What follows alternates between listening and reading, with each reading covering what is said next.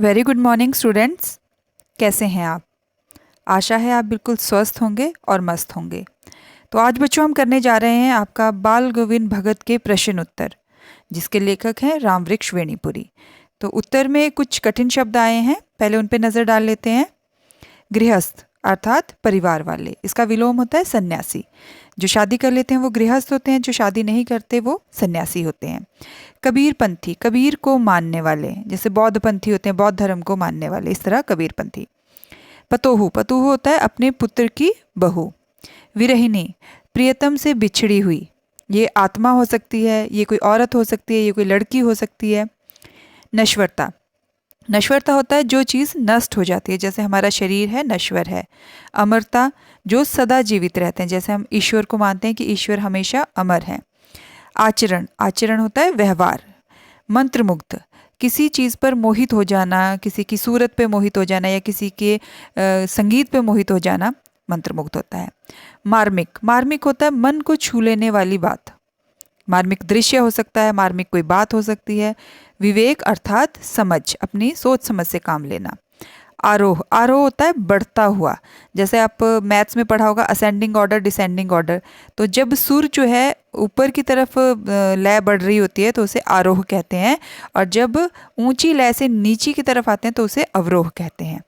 हलवाहा, हलवाहा तो हलवाहा होता है जो खेतों में हल चलाने वाला होता है।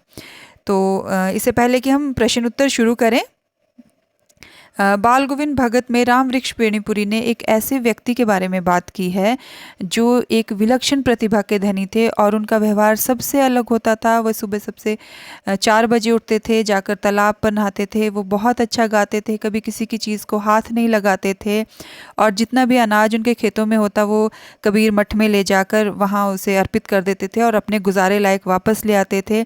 और वो प्रभात फेरियाँ गाते थे, खेतों में काम करते थे। और उनके एक बेटा था जो हमेशा बीमार रहता था, और उनके एक बहू थी। एक समय ऐसा आता है कि उनका जो बेटा है वो मर जाता है, और वो बहू को और वो अपने बेटे की जो क्रियाकर्म होते हैं उनको नहीं करते, क्योंकि वो इन रूढ़ियों पर विश्वास नहीं करते थे। और उन्होंने सामाजिक रूढ़ियों पर भी कटाक्ष किया, अपने जीवन में उनको नहीं अपनाया। उन्होंने अपने बेटे की मृत्यु के बाद अपनी बहू को कहा कि वो अपने भाई के साथ अपने मायके चले जाए और दूसरी शादी कर ले। और अंततः जो है बाल गोविंद भगत अपनी देह छोड़कर इस दुनिया से चले जाते हैं। तो ये हमारी सारी कहानी है। तो बच्चे जो है वो क्वेश्चन आंसर को वर्ड टू वर्ड रट के ना रट के उसे समझकर अपने शब्दों में लिखें। तो पहला प्रश्न है, खेतीबाड़ी से जुड़े गृहस्थ बाल गोविंद भगत अपनी किन चारित्रिक विशेषताओं के कारण साधु कहलाते थे?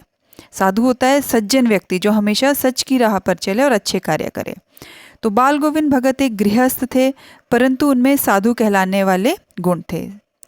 कबीर के आदर्शों पर चलते थे और उन्हीं के गीत गाते थे, कभी झूठ नहीं बोलते थे, सबके साथ अच्छा व्यवहार करते थे, और किसी से भी दो टूक बात करने में संकोच नहीं करते थे। मतलब लाग लपेट लगा के वो बात नहीं करते थे, और ना ही किसी से झगड़ा करते थे, और कभी किसी की चीज़ को नहीं छूते थे, और ना ही बिना पूछे उसे व्यवहार में लाते थे।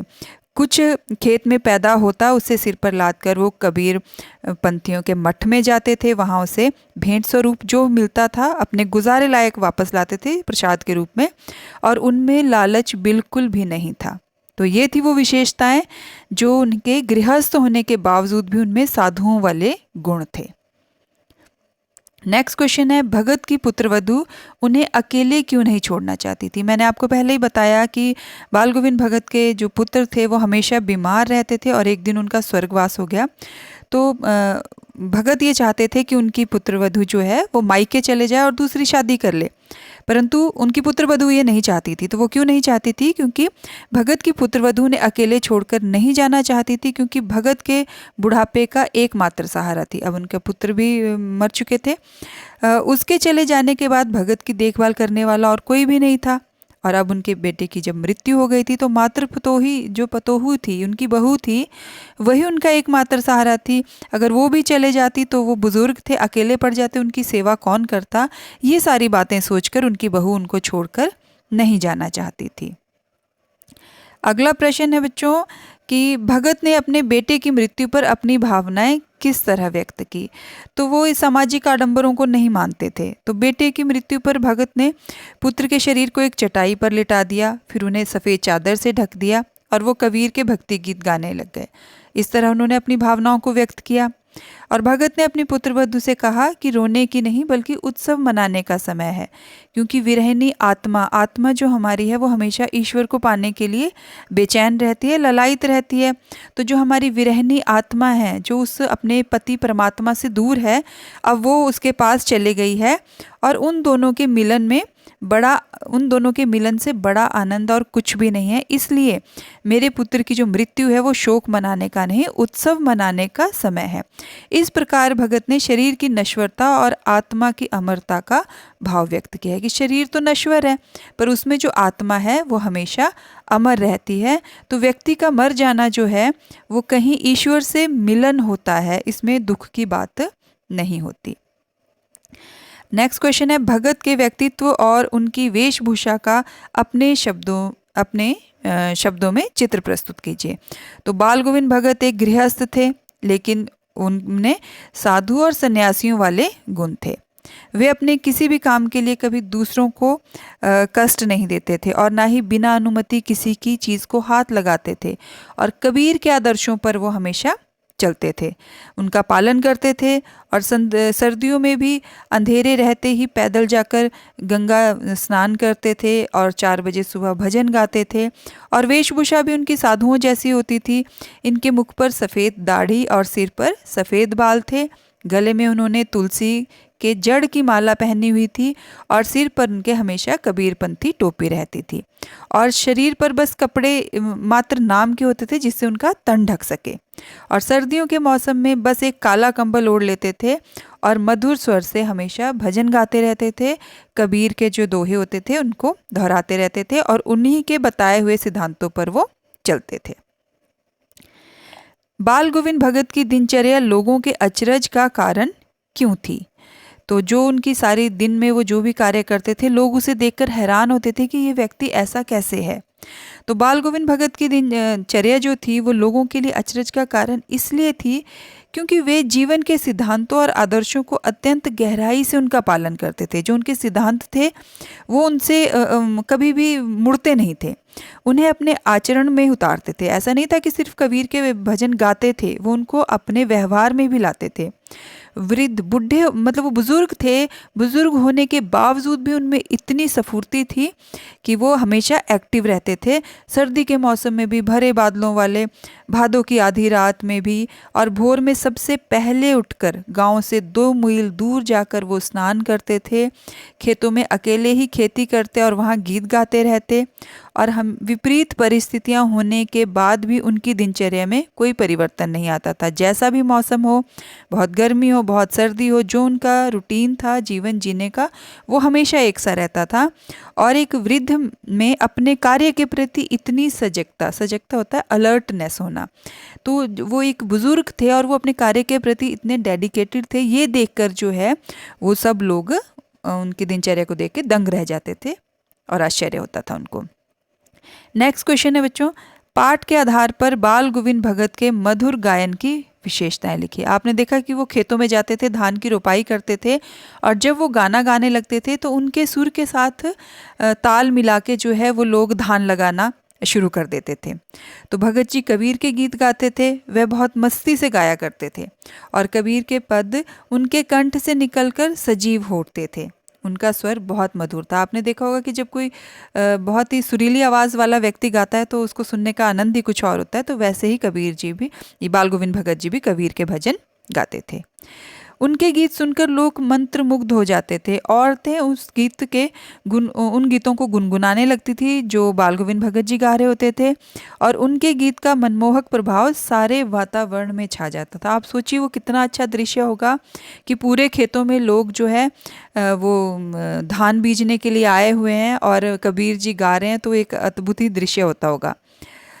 तो नेक्स्ट है, कुछ मार्मिक प्रसंगों के आधार पर यह दिखाई देता है कि बाल गोविंद भगत प्रचलित सामाजिक मान्यताओं को नहीं मानते थे। पाठ के आधार पर उन प्रसंगों का उल्लेख कीजिए।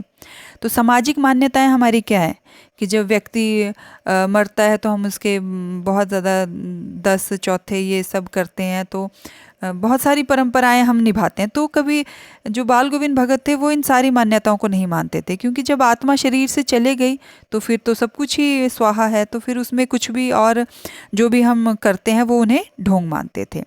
कुछ ऐसे मार्मिक प्रसंग हैं जिनके आधार पर यह कहा जा सकता है कि बाल गोविंद भगत उन प्रचलित सामाजिक मान्यताओं को नहीं मानते थे जो विवेक की कसौटी पर खरी नहीं उतरती थी। मतलब जो उनको अपनी समझ में नहीं आती थी कि ऐसा क्यों, जब व्यक्ति चला गया अब उसके बाद उसके नाम का किसी को भोजन कराना, ये सारी चीज़ें जो हमारे समाज में प्रचलित हैं, इनका क्या औचित्य है। तो जो चीज़ उनकी समझ में नहीं आती थी वो उसको नहीं मानते थे।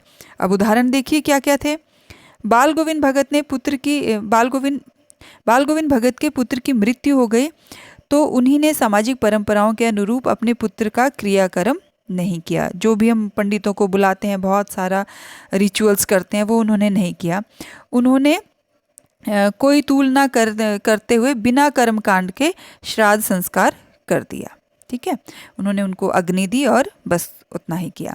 सामाजिक मान्यता है कि मृत शरीर को मुखाग्नि पुरुष वर्ग के हाथों दी जाती है, परंतु भगत ने अपने पुत्र को मुखाग्नि अपनी पुत्र वधू से ही दिलाई। मुखाग्नि होता है मृत शरीर को अग्नि देना।